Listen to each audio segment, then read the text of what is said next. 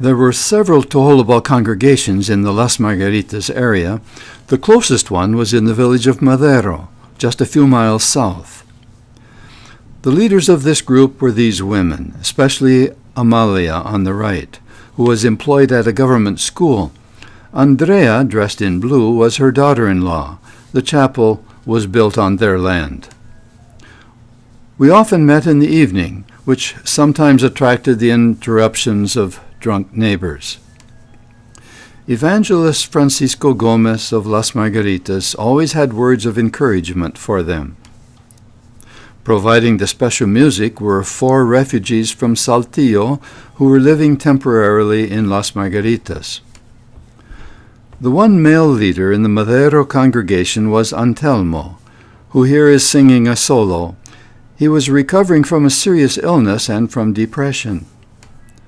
And here Antelmo accompanies Francisco's cousin Luis as he sings a hymn.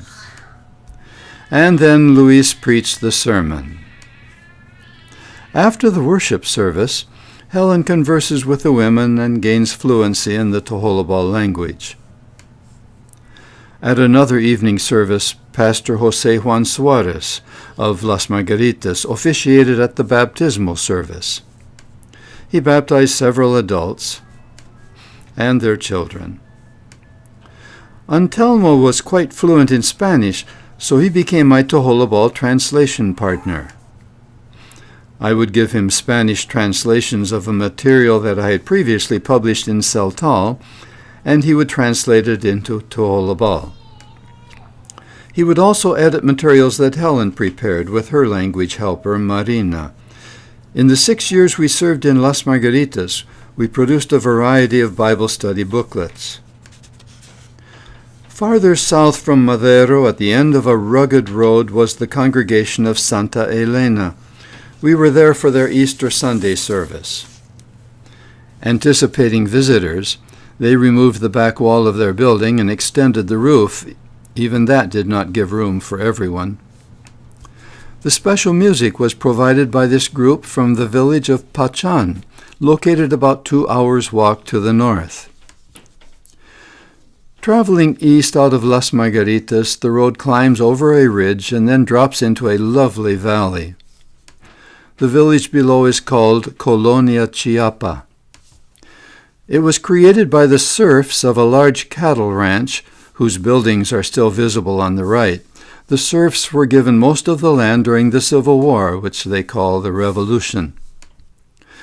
The believers have built this church on the lower edge of the village. This family was one of the first converts of the village. Farther north in this valley is the village of San Pedro. It is located on the ruins of another large ranch, which has some irrigated land. It also has a large and active congregation. Here is one of their church leaders. He is welcoming Pastor Jose Juan Suarez and the members of his consistory from Las Margaritas. They have come to help select and to ordain elders and deacons for the Tojolabal congregations in the area. Elders and deacons were then nominated and elected by the congregation. Pastor Jose Juan then had an orientation class for the new elders.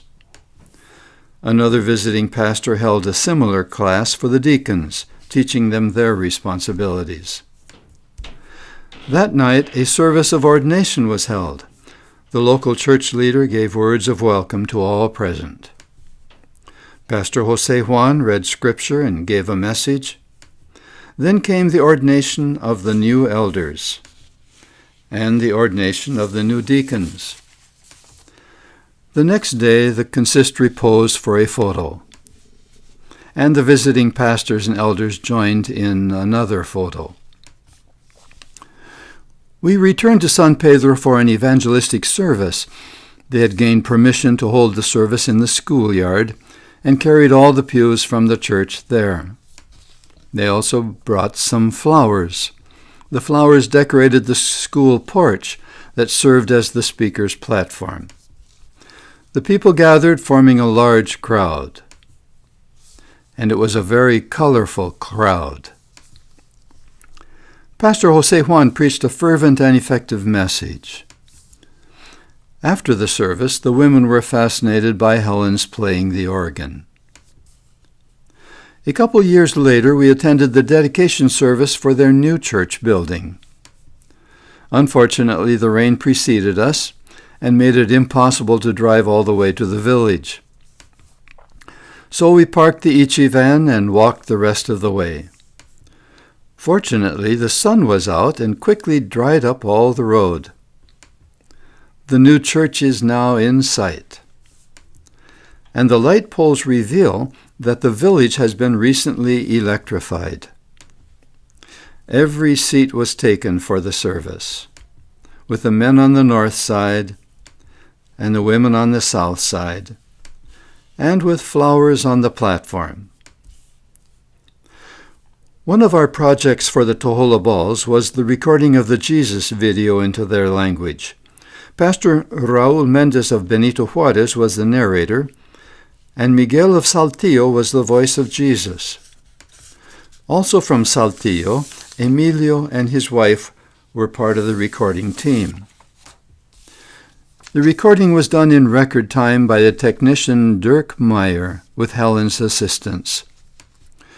We took Dirk Meyer to San Pedro for the initial showing of the video. It was an overflow crowd, and they were fascinated by it, never having heard or seen a movie or video in their language.